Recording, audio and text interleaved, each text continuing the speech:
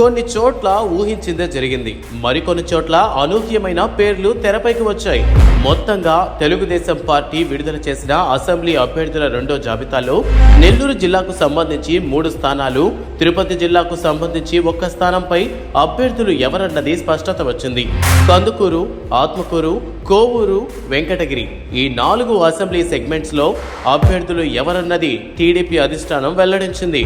ఇందులో కొన్ని పేర్లు ముందే ఊహించినవి కాగా మరికొన్ని పేర్లు మాత్రం సరికొత్తగా నమోదు కావడం గమనార్హం.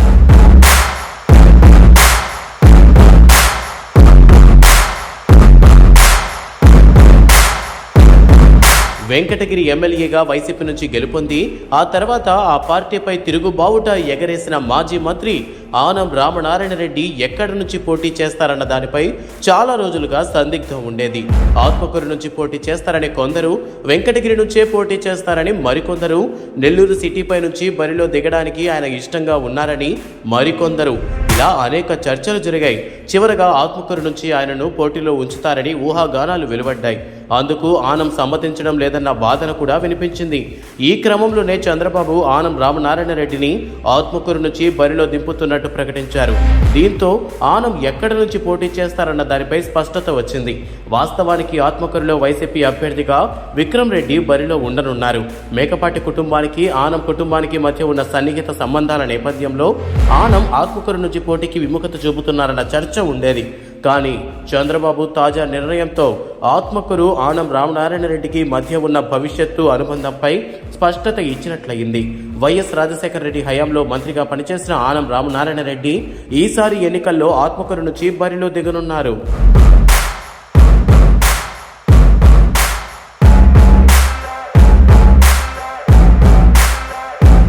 ఇక ఆత్మకూరు తర్వాత ప్రధానంగా చెప్పుకోవాల్సింది కోవూరు నియోజకవర్గం గురించి.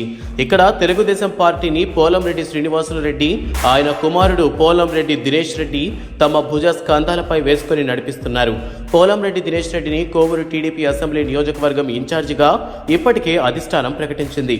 ఈ క్రమంలో ఆయన క్షేత్రస్థాయిలో చురుగ్గా ఉంటూ ప్రచారం ముమ్మరంగా నిర్వహిస్తున్నారు. ఈ స్థానంపై టీడీపీ ప్లాన్ మారిపోయింది. పోలంరెడ్డి దినేష్ రెడ్డిని కాదని టీడీపీ అధిష్టానం వేమిరెడ్డి ప్రశాంతి రెడ్డికి అవకాశం ఇచ్చింది. మొన్నటి వరకు వైసీపీలో ఉంటూ ఆ పార్టీలో కీలక పదవులు అనుభవించిన వేమిరెడ్డి ప్రభాకర్ రెడ్డి, వేమిరెడ్డి ప్రశాంతి రెడ్డి అనూహ్యంగా ఆ పార్టీని వదిలి బయటకు రావడం, టీడీపీలో చేరడం తెలిసిందే. పొత్తులు, రాజకీయ సమీకరణాల నేపథ్యంలో చివరి క్షణంలో పోలంరెడ్డి దినేష్ రెడ్డిని కాదని కోవూరు టీడీపీ టికెట్ వేమిరెడ్డి ప్రశాంతి రెడ్డికి దక్కింది. ఇది ఎవరు ఊహించని పరిణామం.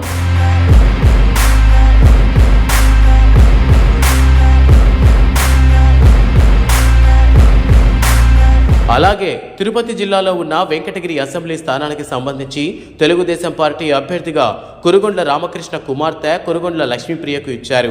ఓ దశలో ఈ స్థానం నుంచి ఆనం రామనారాయణ రెడ్డిని పోటీ చేయిస్తారని జోరుగా ప్రచారం జరిగింది. గత ఎన్నికల్లో వైసీపీ నుంచి పోటీ చేసి గెలుపొంది ఆయన ఈసారి అదే స్థానంలో టీడీపీ నుంచి పోటీ చేస్తారని అంతా భావించారు. కురుగొండ్ల రామకృష్ణ మాత్రం టికెట్ తనకే దక్కుతుందని నమ్మకంగా ఉండటంతో పాటు తనదైన రీతిలో క్షేత్రస్థాయిలో పార్టీని బలోపేతం చేసుకుంటూ వచ్చారు.